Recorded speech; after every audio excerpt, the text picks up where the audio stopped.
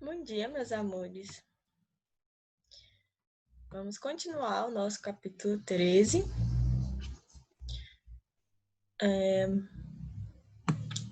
A gente vai falar sobre os outros sentidos, porque eles são menores. Aliás, o livro de vocês abordou de uma forma bem menor do que a visão. Ele abordou muito mais a visão, né? Então vamos lá, a gente vai falar, a gente vai continuar, né, falando sobre o sistema sensorial e começando pelo olfato, né? Quando o livro de vocês traz um exemplo muito interessante, que é quando a gente abre a geladeira e vai pegar algum alimento e a gente sente o cheiro dele e a gente tem uma noção de que ele está estragado. Então, isso é uma forma de defesa, o nosso corpo avisando para a gente que a gente não pode comer aquilo, né? Então, para a gente ter noção do quanto o olfato é importante. Quando a gente começa a estudar alguns problemas nessa questão dos sentidos, que a gente começa a ter noção da importância de tudo isso que a gente usa no dia a dia, mas que nem tem noção, não é? A gente não para pensar em como tudo isso é muito importante, como a gente tem que agradecer muito a Deus mesmo, porque nós conseguimos ter todos os sentidos certinho, apurados. Então, às vezes a gente se esquece isso no dia a dia. A gente, igual ontem, né, que nós falamos sobre os daltônicos e do quanto eles têm uma visão distorcida, né, a questão das cores. Então eu acho que ninguém nunca tinha parado para pensar, né, que existia um tipo de deficiência dessa forma e que limitava muitas pessoas, né? E por isso que eu mostrei para vocês o semáforo, que é algo tão natural para a gente saber que vermelho é pare, amarelo atenção, verde siga, mas que os daltônicos eles têm essa dificuldade justamente por não reconhecer as cores, tá? O olfato, gente, ele é o mais primitivo dos sentidos, né? A gente consegue perceber muita coisa através dos cheiros. Ele está muito ligado ao apetite, então quando a gente sente o cheiro de alguma coisa gostosa, né? Então a gente sente vontade de comer. E as células nervosas que compõem o tecido do olfato, que é o epitélio olfativo, são chamadas de quimiorreceptores. Também são receptores, como nós já estudamos, e eles captam os estímulos de cheiros que se formam numa região chamada lobo olfativo do cérebro. Como a gente já estudou na visão, a gente vai estudar em todos os sentidos, e isso, todos os estímulos são sempre levados ao cérebro. Tem uma área no cérebro que vai receber esses estímulos e traduzir de uma forma que eu entenda. E isso acontece muito rápido, certo? O cheiro, gente, é composto por moléculas de gases, né? A gente sabe que o cheiro é como se fosse um gás ali passando. Então, eu tenho essas moléculas de gases, elas chegam nas nossas narinas, elas atingem um local chamado mucosa nasal, que fica aqui, né? Essa regiãozinha aqui, onde entra o cheiro e estimula umas células que ficam aí, que são as células olfatórias. Nessas células olfatórias, eu vou ter fibras nervosas, né? Tudo que eu falo de fibras de nervos são aqueles receptores que acabam levando para o cérebro tudo. Então, eu tenho fibras nervosas aí nessas células olfatórias que vão levar esse cheiro, né, até o bulbo olfatório, certo? Lá no bulbo olfatório eu vou ter mais nervos ainda que vão levar os estímulos do cheiro para serem traduzidos no cérebro. Tudo vai ser sempre traduzido no cérebro. Peraí, gente. Deixa eu só dar uma pausa aqui. Rapidinho. Para voltar para vocês. Calma aí. Aqui, vamos voltar. Eu tive um probleminha, tive que dar uma paradinha na aula. Mas vamos continuar aqui. A gente tá em olfato. Certo. Gente, existe situações em que acontece da gente perder, né, esse sentido. A gente perdeu o olfato. Essa perda do olfato, meus amores, é chamada de anosmia, certo? A anosmia ela ocorre quando as mucosas, né, que foi onde tudo começou, elas estão irritadas ou danificadas, né? Aqui são as mucosas, tá? Como elas estão irritadas, elas não conseguem passar as informações para as fibras aí das células olfatórias, certo? Isso acontece, gente, na gripe, na rinite, né? A gente falou disso ontem, do quanto eu sofro com a rinite, e é horrível, porque além de eu ter rinite crônica, eu ainda tenho um tecido dentro do nariz, que o povo já me chama de carne no nariz, né? Maior, e isso dificulta ainda mais a percepção dos cheiros, certo? Quando a gente tem rinite, tem sinusite, tem uma gripe, essas mucosas, elas têm alguma irritação, elas incharam, tá? E elas não conseguem passar a informação correta para o cérebro. E tem aí, gente, o Investigue e a página número 229 para vocês fazerem rapidinho, só tem uma questão, façam para a gente continuar.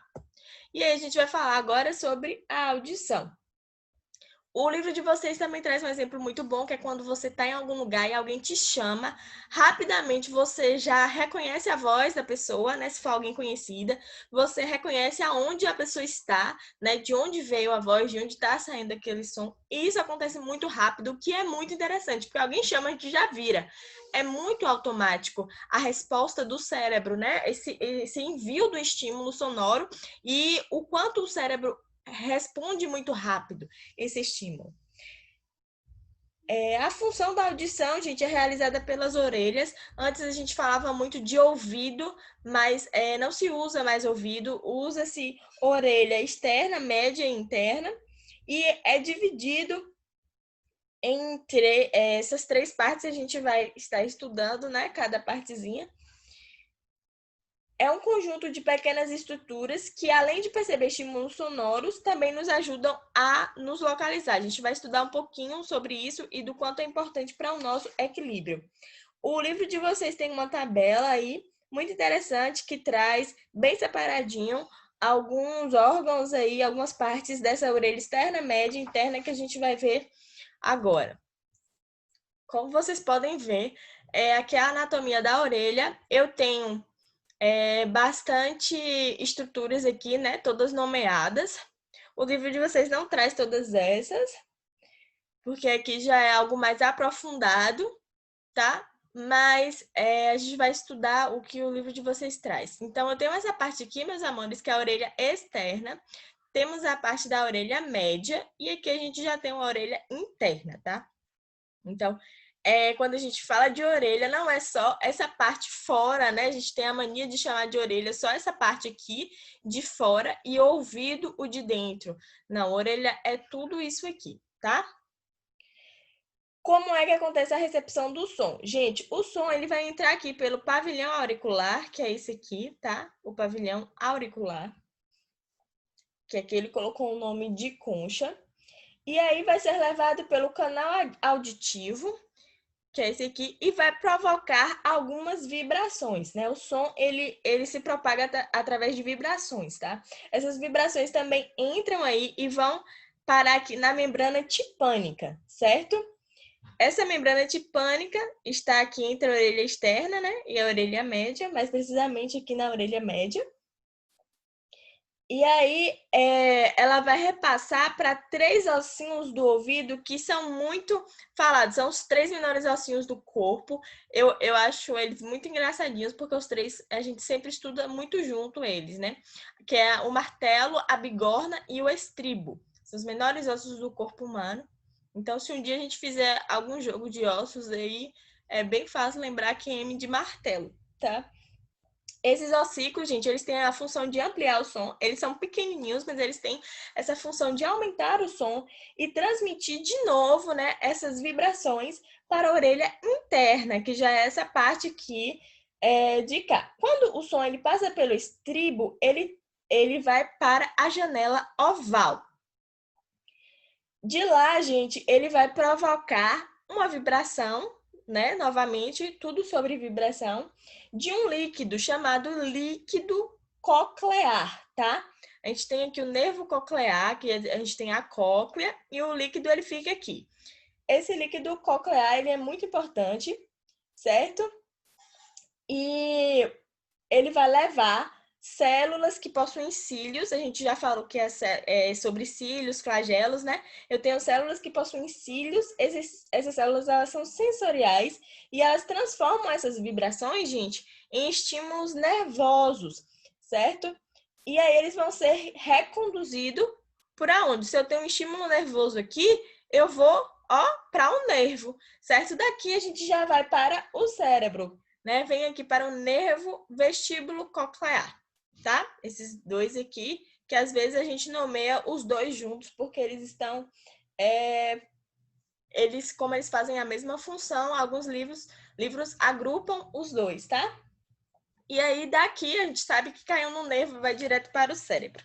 O cérebro, ele vai responder, né? Aí vai interpretar o som e a gente vai ter aí as memórias, né? A memória que a gente já falou, sensorial, a gente vai poder reconhecer esse som. Gente, existe uma forma de medir o som, certo? É uma escala chamada escala decibel. Isso vai avaliar o nível de som. Para ficar mais fácil da gente entender, eu trouxe aqui os decibéis de algumas situações de som para a gente conseguir entender mais um pouquinho sobre isso. A orelha humana, gente, ela percebe sons de 0 decibel até 130 decibéis. 130 decibéis é o nosso limite mesmo, tá? Causa desconforto quando chega a esse limite, quando passa dele, e pode causar extremos danos à saúde. Então, chegou no 130, já tem aí um comprometimento auditivo. Como vocês podem ver aqui, tudo que está nessa cor de salmão eu posso ouvir sem perda auditiva, né? Que eu tenho um sussurro, um quarto silencioso, escritório silencioso, geladeira. Se bem que a daqui de casa faz um barulho que só Deus na causa. Conversa em grupo, em uma rua congestionada, chega aí no 80. Aqui, gente, eu já vou ter situações que podem comprometer a nossa orelha, tá? Como aspirador de pó, liquidificador, discoteca, banda de rock, buzina de carro, aeroporto, trovão, né? Thalys, então quer dizer que se eu ligar o liquidificador, minha orelha já vai ser comprometida? Não, gente. A gente fala assim porque já é um som muito alto, né? Mas eu não vou ficar com o liquidificador ligado o dia todo, para que fosse comprometer, né? Eu preciso passar mais tempo ouvindo esse som, certo? Mas pessoas que trabalham com algum tipo de motor, que fica ouvindo essa zoada o dia inteiro, podem ter esse comprometimento da audição, certo? A perda da audição, como vocês podem ver aí, pode ocorrer. Aqui a gente já falou, né, do 130, que é o nosso limite, então são valores que passam 130 decibéis, que é a decolagem de avião, certo? Tiro, por isso que as pessoas usam protetores para essas funções, e decolagem de foguete também é muito alto, como vocês podem ver, acima de 150 decibéis.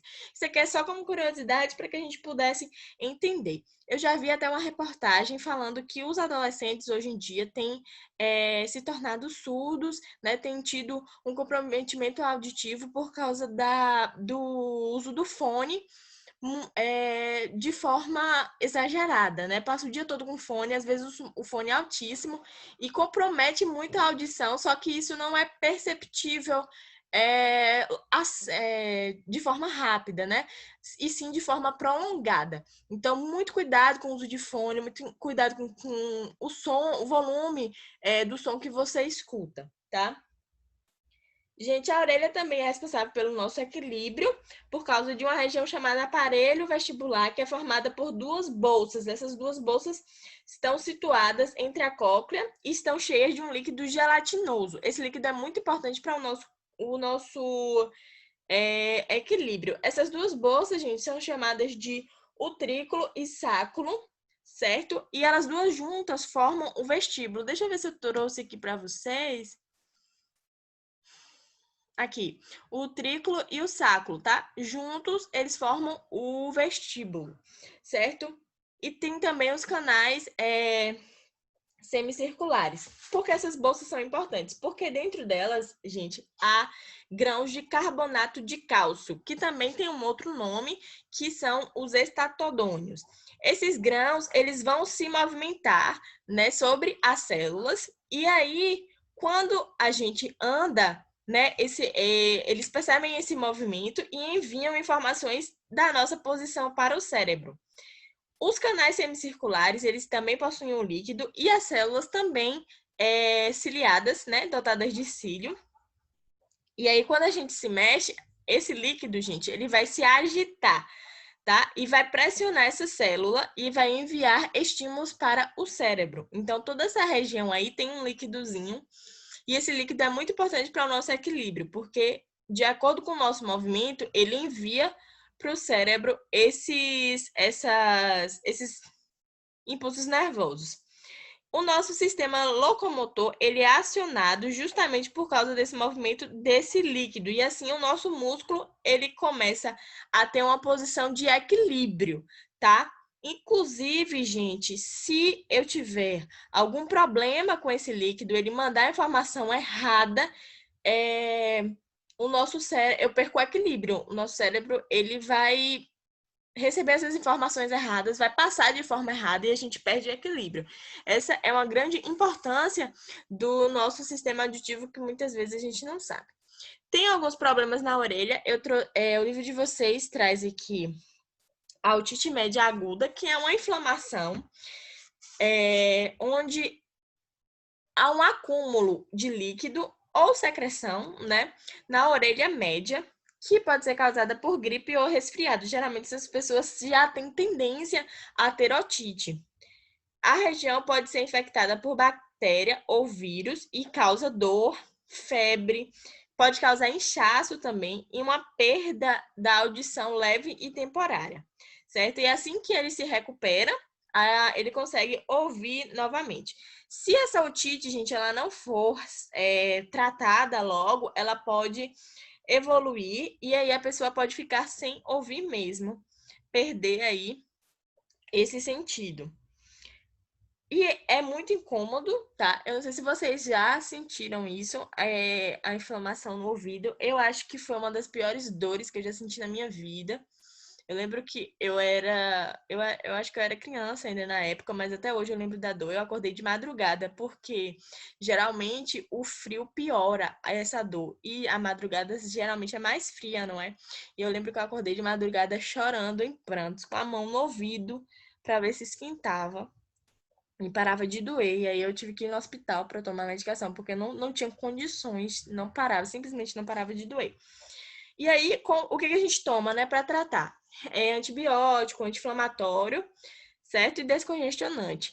A gente também tem que ter muito cuidado, porque isso também pode ser causado por alguma partícula de água na hora que tá tomando banho, sabe? A água entrar no ouvido, pode acontecer essa inflamação também.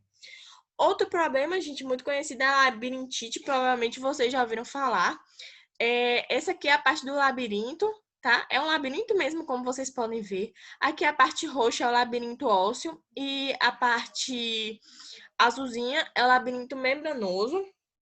No caso, ocorre uma inflamação nessa região aí. Essa região é a principal do nosso equilíbrio e aí a pessoa vai ficar tonta e é uma sensação horrível, tá? Às vezes, quando a gente lê, fala assim que a pessoa sente o mundo girando.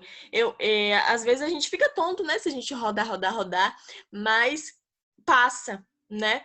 Quando essa sensação não passa, é horrível, a pessoa se sente muito mal. E isso dura muito tempo, gente. É uma situação bem ruim mesmo para quem tem labirintite. E às vezes pode atacar na rua, a pessoa perde totalmente o equilíbrio. É como se não soubesse, não conseguisse nem mais andar por causa de uma inflamação dentro do ouvido.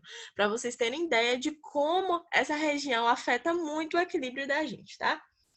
Página 232, mais duas questões aí para a gente fazer.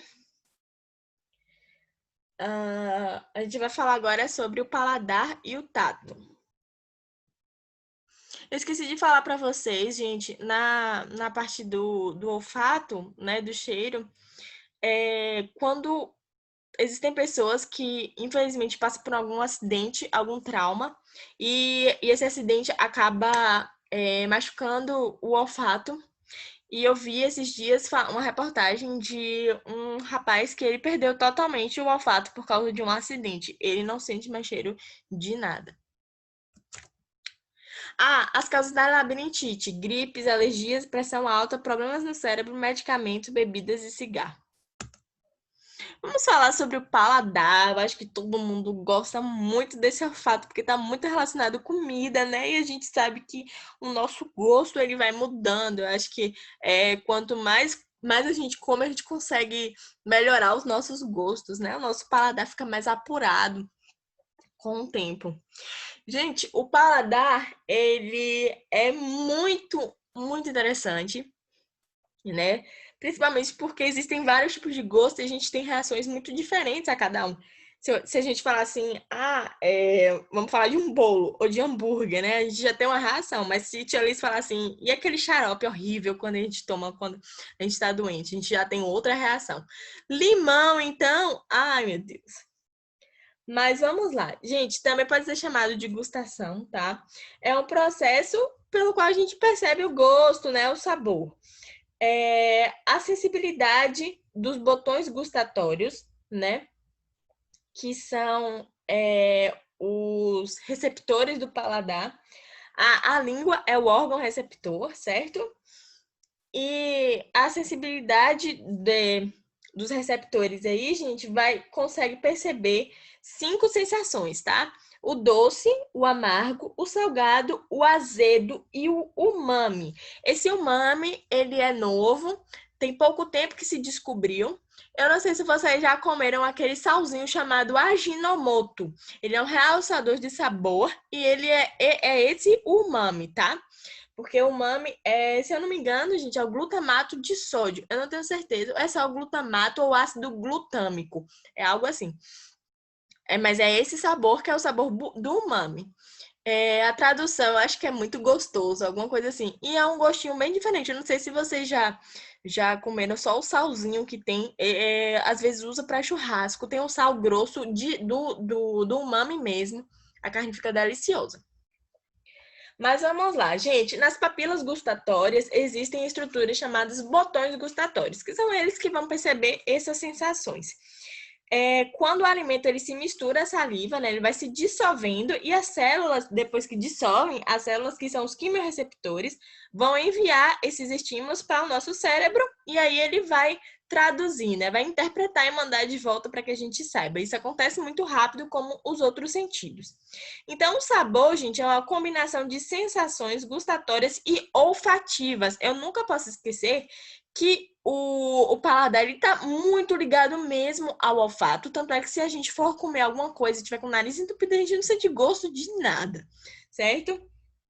A língua, ela capta o gosto, temperatura e textura das substâncias, tá? As nossas preferências gustatórias são adquiridas ao longo da nossa vida, como eu falei, quanto mais a gente come, mais o nosso paladar fica apurado. O último sentido é o tato. O livro de vocês traz um exemplo muito legal, que é a leitura em braille, né? Essas pessoas, elas passam, né, um tempo treinando aí. Então, o tato, ele possui muitas células. Essas células possuem muitos receptores, e aí eles conseguem ver aí, sentir os pontinhos para que possam fazer a leitura. Então, as pessoas têm que estar muito sensíveis a esse pontinho. Como a gente pode ver, essa pessoa aí, ela já lê bem rápido, né, em braille, mas se a gente for ler, até a gente chegar nesse nível, a gente demora, e a gente tem que ir mesmo devagarzinho para sentir as bolotinhas, tá? O tato, ele é bem diferente dos outros, porque ele apresenta estruturas receptoras muito bem definidas e restritas a uma região do corpo, que é o maior órgão do nosso corpo humano, a pele. Então, a pele ela consegue revestir todo o nosso corpo, né? Por isso ela é o maior órgão. E por isso ela tem muitas sensações durante praticamente todo o nosso corpo, né? Então, o nosso pé vai sentir, a nossa mão vai sentir o nosso braço. Então, eu tenho esses receptores no meu corpo inteiro. Isso só é possível justamente por causa das terminações nervosas que estão muito distribuídas sobre a pele. Esses receptores táteis, né? O do tato são chamados de receptores táteis. Eles se encontram na forma de terminações nervosas livres ou de corpúsculos. Vamos ver um pouquinho desses receptores, tá? A gente tem o corpúsculo de Meissner. Ele está aqui, certo? Gente, o corpúsculo de Meissner, ele tem sensibilidade a toques leves. Então, aquele toque levezinho de uma pena passando na sua pele, você vai perceber justamente por causa desse corpúsculo. A gente não pode perceber só coisas pesadas, frias, quentes, né? A gente tem que perceber coisas leves também. Então, a gente consegue perceber por causa dele. Temos também o corpúsculo de Crouse. Cadê ele? Será que vocês acharam primeiro que eu? Ou não tem aqui? Gente, não tem aqui. Poxa, não tem nessa figura. O livro de vocês tem. Vocês podem dar uma olhada, tá? São receptores de frio. Eles estão situados mais acima da pele. Temos também o corpúsculo de Ruffini. Aqui tem, ó, são esses bolinhas roxas daqui. São receptores térmicos de calor. Como vocês podem ver, eu tenho um receptor para frio, um receptor para o calor, tá? Temos também o corpúsculo de Pacini. Esse daqui, esse verde aqui, eles captam estímulos vibratórios, tá? Tem até essas ondinhas aqui. Terminação nervosa livre também é um tipo... esse daqui, as terminações nervosas, tá? Os brancos, elas têm sensibilidade a estímulos mecânicos, térmicos e dolorosos. Então, vocês podem ver que elas estão muito bem distribuídas, bem melhor do que os outros, tá? Esses receptores transmitem a informação do toque ao cérebro. O cérebro, como todos os outros sentidos, vai interpretar e vai permitir a nossa percepção, certo? Meus amores, além das outras atividades, temos essa daí, página 234 a 239. Beijinhos e a gente continua aí no grupo.